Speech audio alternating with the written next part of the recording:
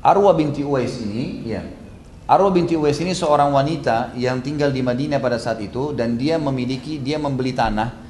Jadi Sa'id bin Zaid, saya mulai dari Sa'id bin Zaid ini radhiyallahu anhu waktu jadi gubernur lalu dia merasa ada kemewahan, istana-istana besar, pakaian mewah, jadi gubernur di Syam. Orang-orang Bizantium ini biasa hidup dalam kemewahan gitu kan. Dia tidak mau lagi, dia turun. Dia minta kembali ke Madinah. Waktu kembali ke Madinah pun dia lihat muslimin sudah banyak ghanimah, berubah bukan seperti zaman Nabi SAW dan dia tidak suka itu. Maka dia pun pergi ke wilayah Aqiq namanya. Aqiq ini sebuah lembah kurang lebih jaraknya 7 km dari Masjid Nabawi. Waktu itu masih tidak ada orang tinggal. Nanti di zaman Utsman bin Affan baru mulai penuh wilayah Aqiq itu. Dia tinggal di sana dan di sana ada satu wanita yang bernama tadi Arwa binti Uwais. Arwa binti Uwais ini punya tanah di situ. Sa'id bin Zaid membeli tanah di sekitar situ, gitu kan? Dan meletakkan patokan tanah antara dia dengan Arwah ini. Ternyata datanglah angin yang besar pada saat itu sehingga membuat patokan tanah mereka tertimbun dengan tanah, jadi tidak jelas. Lalu Arwah ini melapor kepada Marwan, pada saat itu gubernur Madinah, mengatakan Sa'id bin Zaid ini mengambil tanah saya, melebihi patokan tanahnya. Lalu Marwan pun memanggil Sa'id, mengatakan wahai Sa'id, sampai berita kepada saya dari Arwah binti Uwais ini, dan terkenal dia sudah tua umurnya, katanya kamu mengambil sebagian tanahnya. Kata Sa'id bin Zaid, dan ini hadis keluar diriwayatkan oleh beliau, gitu kan? Dan ini juga Imam Adz-Dzahabi sudah sebutkan dalam masalah dosa-dosa besar.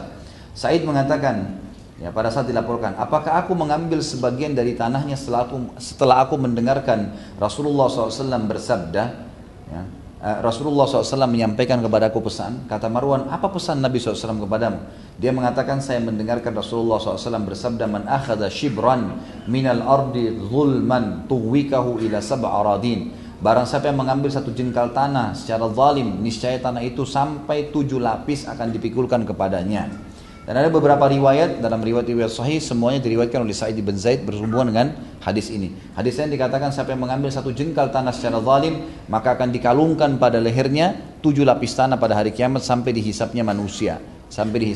Kata Sa'id, masuk akalkah saya ingin mengambil alih tanah setelah saya dengar itu? Dan kau tahu siapa saya wahai Marwan? Jadi kan gubernur Madinah pada saat itu.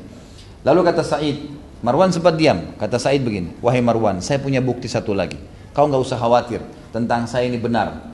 Dia bilang, lalu kata Marwan apa itu? Lalu Sa'id di depannya Arwah binti Uwais, tadi perempuan itu, di depannya juga Marwan ini, Sa'id bin Zaid menghadap kiblat lalu mengangkat tangan mengatakan, ya Allah, kalau seandainya wanita ini membuat-buat berita ini, dia sengaja dusta, gitu kan? Dengan berita ini, sehingga akhirnya merusak nama baik saya, maka jangan kau meninggalkan dia ya Allah sampai dia buta, katanya, dan jadikanlah sumurnya sebagai kuburannya. Jadi ternyata di tanahnya Arwah ini ada sumur, ya, sumur itu selalu dia jadikan sumber penghidupannya, gitu kan?